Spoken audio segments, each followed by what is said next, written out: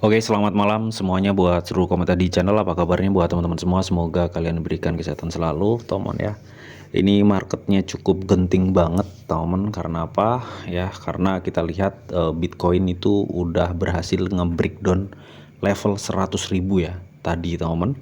Dan ini memungkinkan banget untuk Bitcoin antara bertahan di level 99 sampai 100.000 atau malah bablas terjun sampai di level 96 sampai 95.000 atau di target kita di minggu kemarin. Kalau kita lihat temen ya, saat ini di CMC juga temen, ini marketnya benar-benar hancur cuy, dimana faktor ketakutannya juga cukup tinggi, indeks altcoinnya turun, dan kapitalisasi market kripto saat ini turun 5% temen, jadi 3 triliun ya.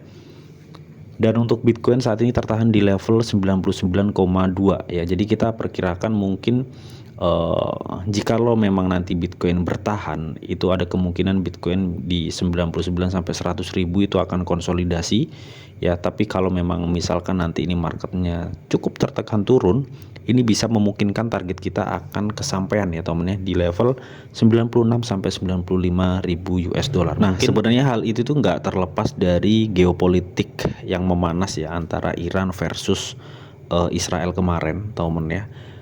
Terus ada keterkaitan AS yang membantu Israel dengan mengebom fasilitas nuklir di Iran, yang menyebabkan hal itu bisa memicu perang dunia tiga ya terhadap Iran, karena Iran sebelumnya juga udah ngecam AS jika ikut campur Iran akan membalasnya, teman. Nah, kemarin AS itu udah ngebom fasilitas nuklir dengan alasan biar damai ya, menciptakan perdamaian. Nah, habis ngebom nuklir, lucunya si AS itu malah pidato nih ya, ini pidato kepresidenannya, dia minta damai, intinya seperti itu. Kalau enggak AS akan ngancam Iran, dan Iran nggak takut gitu loh cuy.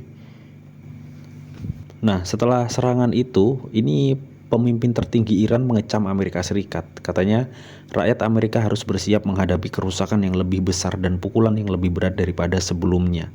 Ya, jadi setelah AS itu ngancam si Iran atau ngebom si Iran, Iran itu langsung ngeluncurin rudal-rudalnya, temen ya, ke Israel lagi gitu teman. Nah, oke, kabar buruknya di sini tuh ekonomi bakal terguncang parah ya cuy. Karena apa? Karena baru-baru ini tuh parlemen Iran ya secara resmi katanya sih menyetujui penutupan Selat Hormuz teman ya. Jadi mereka itu memblokir akses selat ini ya. Jadi Selat Hormuz ini sebelumnya dijadikan akses ke rute minyak global. Karena ini diblokir, jadinya ini juga menutup akses ya untuk beredarnya minyak secara global gitu teman. Jadi gue pikir ini akan juga berdampak terhadap ya ekonomi global gitu teman. Jadi saat ini tuh ekonomi udah bener-bener diambang yang kurang stabil gitu teman ya. Melihat pemicu dari semua ini adalah diawali dengan perang Iran versus Israel. Apa hubungannya bang? Ya hubungannya kalau misalkan ekonomi ini nggak stabil, terus geopolitik panas, otomatis aset-aset beresiko high risk seperti Bitcoin dan cryptocurrency itu marketnya akan sangat tertekan parah cuy.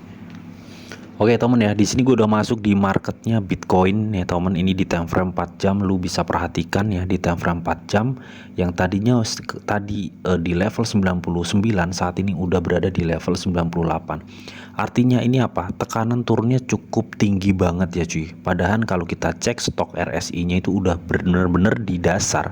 Harusnya ini secara harga akan ada lonjakan harusnya ya, karena udah di dasar banget dari tadi sebenarnya temen. Cuma memang geopolitik ini cukup panas banget ya cuy. Dan ini ketika memang nanti misalkan Iran menyerang si pangkalan-pangkalan AS, otomatis AS akan membalasnya, dan itu bisa memicu benar-benar perang dunia tiga cuy. Ya ngerinya itu kalau misalkan amit-amit ya, jangan sampai ada nuklir-nukliran gitu teman, karena nanti dampaknya juga sampai sini juga gitu loh cuy.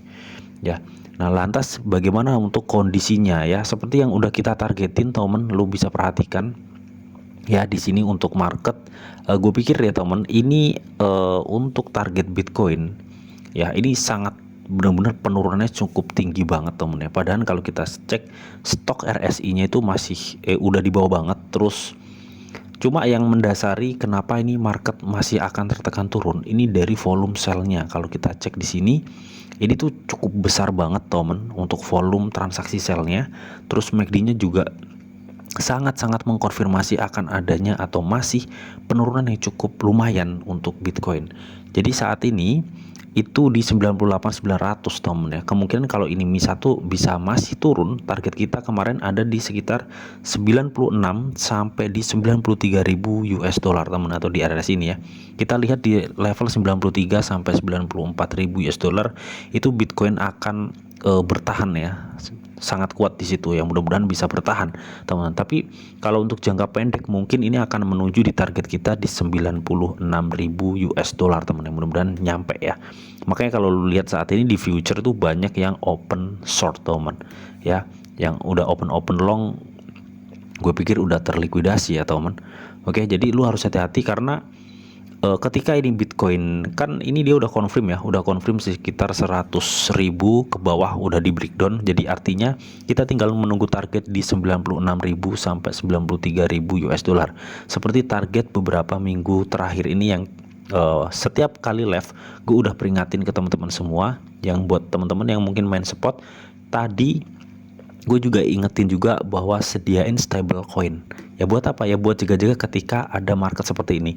Karena gue juga sering ingetin juga secara weekly ini Bitcoin tinggal tunggu waktunya turun atau terjun ya teman. Dan saat ini lu perhatikan market sudah terjun.